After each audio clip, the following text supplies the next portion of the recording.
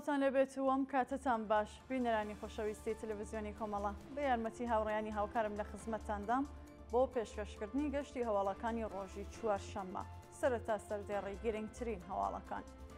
بەردەوامی میلیتاریزەکردنی شارەکانی کوردستان لەلایەن ڕژیمەوە، ڕێگری ڕژیمی کۆماری ئیسلامی لە سەردانی بنەماڵەی ژینە ئەمینی بۆ سەر گۆڵکۆی ئەو گیانبەخت کردووە، کۆبوونەوەی ناڕزایەتی خەڵک لە شارە جیاوازەکانی ئێران لە ساڵیادی گیانبەختکردنی ژینە ئەمینی، ئاگرگرتنی دارستانەکانی گوندی دیرە لە شارستانی گیلان غەرب و لە سێدارەزانی بابەک شەهبازی لە زیندانی قزڵحەساری کەرەج.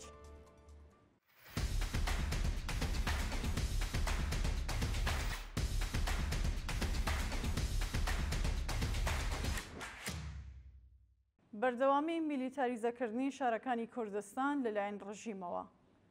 ڕۆژی ڕابردوو ڕژیمی کۆماری ئیسلامی بە مەبەستی ڕێگریکردن لە ڕاپەڕین و خۆپێشاندانی خەڵکی کوردستان هێزێکی زۆریان بە چەکی قورس ڕەوانەی شارەکانی کوردستان کردووە. بە پێو وێنانێ بەدەستمان گەیشتوون لە شاری سەقز کۆماری ئیسلامی سەرەڕای جێگیرکردنی هێزێکی زۆر بە هەلیکۆپتەر بەسەر ئەو شارەدا ئەگەڕان و هەوڵی چاوترسێنکردنی خەڵکیانەدا، هاوکات لە شاری سنە، کرماشان، مەهاباد، بۆکان، ورمێ و جوانڕۆ، ڕژیمی کۆماری ئیسلامی بەدانانی خاڵی پشکنین و هەروەها ڕەوانەکردنی هێزێکی زۆری سەرکوت هەوڵیدا ڕێگری لە کۆبوونەوەی خەڵک و ناڕازیان بگرێت. ڕێگری ڕژیمی کۆماری ئیسلامی لە سەردانی بنەماڵەی ژینە ئەمینی بۆ سەر گۆڵکۆی ئەو گیانبەخت کردووە. ڕۆژی ڕابردوو بنەماڵەی ژینە ئەمینی هاوکات لەگەڵ کۆمەڵێکی دیکە لە خەڵک و شالاکانی مەدەنی شاری سەقز هەوڵی سەردانی گۆڵکۆی ئەو گیانبەخت کردوانەیەندا، بەڵام لەلایەن هێزە سەرکوتگەرەکانی ڕژیمەوە ڕێگریان لێکرا. بەپێی هەواڵەکان لە ڕۆژانی ڕابردوودا ڕژیمی کۆماری ئیسلامی لە ترسی دیسان دەستپێکردنەوەی کۆبوونەوەی خەڵکی ناڕازی لە ئێران و بەتایبەت لە کوردستان ڕێگای چوونە ژوورەوە بۆ گۆڕستانی ئایچی لە شاری سەقزی داخستووە و بەدانانی کامێرای چاوزێری و خاڵی پشکنین ئیزن نادات خەڵک سەردانی گڵکۆی ئازیزانیان بکەن. ڕۆژی ڕابردوو بنەماڵەی ژینە ئەمینی و کۆمەڵێک لە خەڵکی ئازادیخوازی شاری سەقز لە کاتی چوون بۆ سەر گۆڵکۆی ڕۆڵەکانیان ڕوبەڕووی هێزە سەرکوتگەرەکانی کۆماری ئیسلامی بوونەوە و ڕێگەیان پێ نەدرا بچنە نێو گۆڕستانی ئایچیەوە. پشتیوانی باوکی ژینە ئەمینی لە خەڵکی ئازادیخوازی کوردستان. ڕۆژی سێشەممە 25 خەرمانان ئەمجاد ئەمینی باوکی گیانبەختکردوو ژینە ئەمینی بەدانانی پۆستێک لە تۆڕە کۆمەڵایەتیەکان پشتیوانی لە دوکاندارانی مانگرتووی کوردستان کرد.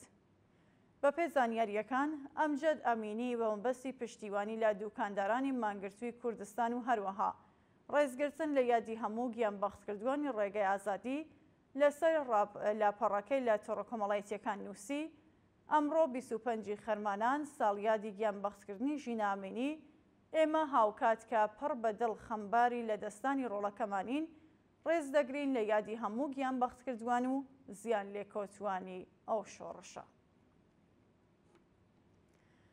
کۆبوونەوەی ناڕزایەتی خەڵک لە شارە جیاوازەکانی ئێران لە ساڵیادی گیانبەختکردنی ژینە ئەمینی.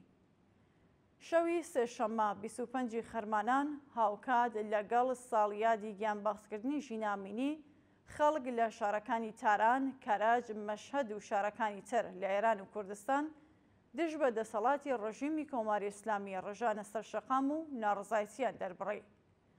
بەپێو وێنانەیە بەدەستی ناوەندی هەواڵی کۆمەڵە گەیشتوون، خەڵک لە ناوچەی سادقیەی تاران، گەوهەردەشتی کەرەج، تێهران پارس، شارەکی نەوتی پەرەندی تاران و هەروەها شاری مەشهەد بە وتنەوەی دروشمی مەرگ و نەمان بۆ دیکتاتۆر، مەرگ و نەمان بۆ خامنەئی و بێشەرەف ڕژانە سەر شەقامەکان و خوازیاری هەڵوەشانەوەی حکوومەتی کۆماری ئیسلامی بوون.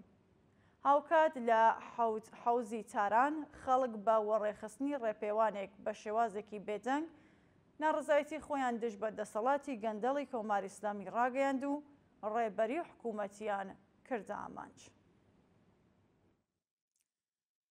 بانکەشت و لێپرسینەوەی 4 چالاکی مافی ژنان لە شاری سنە. ڕۆژی سێشەممە 25 خەرمانان 4 ژنی چالاکی مافی ژنان لە شاری سنە لەلایەن ئێجارەی ئیسلاحاتی ئەو شارەوە بانکەشت و هەڕەشەیان لێکراوە. بەپێی راپۆرتەکان ئەو 4 چالاکوانە بەناوەکانی سیمین چایچی، فاتمە زەندکەریمی، مەرزە مرادوەیسی و سوسەن ڕازانی ڕۆژی ڕابردوو لەلایەن ئێجارەی ئیسلاحاتی شاری سنەوە بانکەشت و لێپرسینەوە و هەڕەشەیان لێکراوەکە پێویستە بەشداری لە کۆبوونەوەکان و ساڵیادەکاندا نەکەن.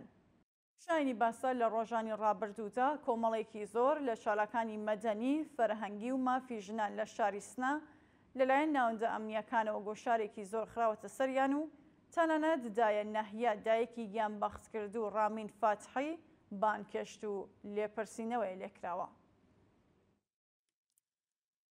ئاگرگرتنی دارستانەکانی گوندی دیرە لە شارستانی گیلان غەرب. شەوی سێشەممە 25 خەرمانان دارستانەکانی گوندی دیرەی گیلان غەرب سەر بە پارێزگای کرماشان بە هۆکارێکی نادیار گەڕی گرتووە و ئاگرەکە لە پەرەسەندندایە. بە پێو وێنانێ بەدەستمان گەیشتوون ئاگرەکە خێرا لە بڵاوبوونەوەدایە و خەڵکیە و گوندە و شارستانی گیلان غەرب لە هەوڵی کوژانەوەی ئاگرەکەدان. ژینگە پارێزانی ئەو ناوچەیە داوایان لە خەڵک و ژینگە دۆستان کردووە یارمەتیان بدەن بۆ کوژانەوەی ئاگرەکە و هەروەها مەترسی گەیشتنی ئاگرەکە بە شوێنی ژیانی هاوڵاتیان لە ئارادایە. لە سێدارەزانی بابەک شەهبازی لە زیندانی قزڵ حەساری کەرەج. بەیانی ڕۆژی چوارشەممە 26 خەرمانان بابەک شەهبازی تەمەن 44 ساڵ و بەندکراوی سیاسی لەلایەن ڕژیمی کۆماری ئیسلامیەوە لە زیندانی قزڵ حەساری کەرەج لە سێدارەدرا. بەپێ راپۆرتی ڕێکخراوەکانی مافی مرۆڤ ئەو بەندکراوە سیاسیە مانگی ڕێبەندانی 1402 هەساوی لەلایەن هێزەمنیەکانی ڕژیمی کۆماری ئیسلامیەوە دەست بەسەر و پاشان لەلایەن دادگای ئینقلابی کۆماری ئیسلامیەوە بە تۆمەتی هاوکاری لەگەڵ ناوەندە ئەمنیەکانی ئیسرائیل حکمی سێدارێ بەسەردا سەپێنرا. ناوبراو بەیانی ئەمڕۆ بەبێ چاوپێکەوتن لەگەڵ بنەماڵەکەی و هەروەها بە شێوازێکی نهێنی لە سێدارەدرا. شایانی باسا لە ڕۆژانی ڕابردوودا بنەماڵی ئەو بەندکراوە بە بڵاوکردنەوەی ڤیدیۆیەک لە تۆڕە کۆمەڵایەتیەکان مەترسی لە سێدارەزانی ڕۆڵەکەیان ڕاگەیاندبوو و داوایان لە خەڵک کردبوو دژبە لە سێدارەزانی هەموو بەندکراوان بێدەنگ نەمێنن. کۆبوونەوەی ناڕزایەتی ژنانی بەندکراو لە زیندانی قەرچەکی وەرامین. ڕۆژی سێشەممە 25 خەرمانان ژنانی بەندکراو لە زیندانی قەرچەکی وەرامین هاوکات لەگەڵ ساڵیادی گیانبەختکردنی ژینە ئەمینی و 86مین هەفتەی هەڵمەتی سێشەمەکانی نابۆ سێدارە لەو زیندانە کۆبوونەوە و ناڕزایەتیان دەربڕی. بەپێ دوایین هەواڵەکان بەندکراوانی ژنی سیاسی لە ئەو زیندانە بە سووتاندنی پەتی سێدارە و وتنەوەی دروشمی مەرگ و نەمان بۆ خامنەئی، مەرگ و نەمان بۆ دیکتاتۆر نابۆ سێدارە تا کاتی هەڵوەشانەوەی حکمی سێدارە بەردەوامین و ژن ژیان ئازادی هەروەها بە وتنەوەی سرودی خونی ئەرغەوانها دژ بە دەسەڵاتی گەندەڵی کۆماری ئیسلامی ناڕزایەتیان دەربڕی و خوازیاری هەڵوەشانەوەی ئەو ڕژیمە بوون. شایانی باسا مامورانی ئەو زیندانە بە مەبەستی بڵاوپێکردنی ناڕزایەتیەکان و هەروەها بێدەنگکردنی ناڕازیان هێرشیان کردە سەر ژنان، بەڵام بەهۆی خۆڕاگری و مقاومەتی بەندکراوان ناچار بە پاشەکشە بوون. هێرشی هێزەمنیەکان بۆ سەر کۆبوونەوەی فەرهەنگیان لە شەهرەزای ئیسفەهان. ڕۆژی سێشەممە 25 خەرمانان هێزەکانی ئێجارەی ئیسلاحاتی شاری شەهرەزا سەر بە پارێزگای ئیسفەهان هێرشیان کردە سەر کۆبوونەوەی شۆرای هەواهەنگی ئەنجومەنی سنفی فەرهەنگیان ئێران و 18 معەلیم دەست بەسەر کران. بەپێی راپۆرتەکان پاش دەست بەسەرکرانی معەلیمانی ئەندام لە شۆرای هەواهەنگی ئەنجومەنی سنفی فەرهەنگیان ئێران ڕەوانەیە گرتوخانەکانی ئەو ناوەندە ئەمنیەکران و پاشان بە تەنیا مەسعود فەرهیختە چالاکی فەرهەنگی ڕاگیراوە و ئەندامانی دیکە بە شێوازێکی کاتی ئازادکراون. شانی باسا کەلوپەل و مۆبایلی دەست بەسەرکراوان دەستی بەسەرداگیرەوە و هەروەها هەڕەشەیان لێکراوە. دووە هەواڵ بەردەوامی مانگرتنی کرێکارانی فولادی ئەهواز. ڕۆژی سێشەممە 25 خەرمانان کرێکارانی فولادی ئەهواز دژ بە خراپی دۆخی ژیان و معیشەتیان کۆبوونەوە و دەستیان لە کار کێشایەوە.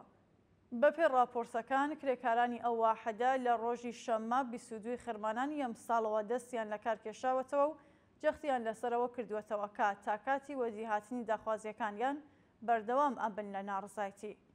بەشداربووانی کۆبوونەوەکە بە وتنەوەی دروشم و هەڵگرتنی پلاکارد، خوازیاری بەرزکردنەوەی ئەستی هەغدەست بەپێ ڕێژەی هەڵاوسان، دابینکردنی بیمەی دەرمانی، ئیمکاناتی ڕفاهی و ئەمنیەتی پیشەیی، پێدانی هەغدەست و مەزایە دواخراوەکان و هەروەها بایەخدانی ڕژیمی کۆماری ئیسلامی و بەرپرسان بە ژیان و معیشەتی کرێکاران بوون.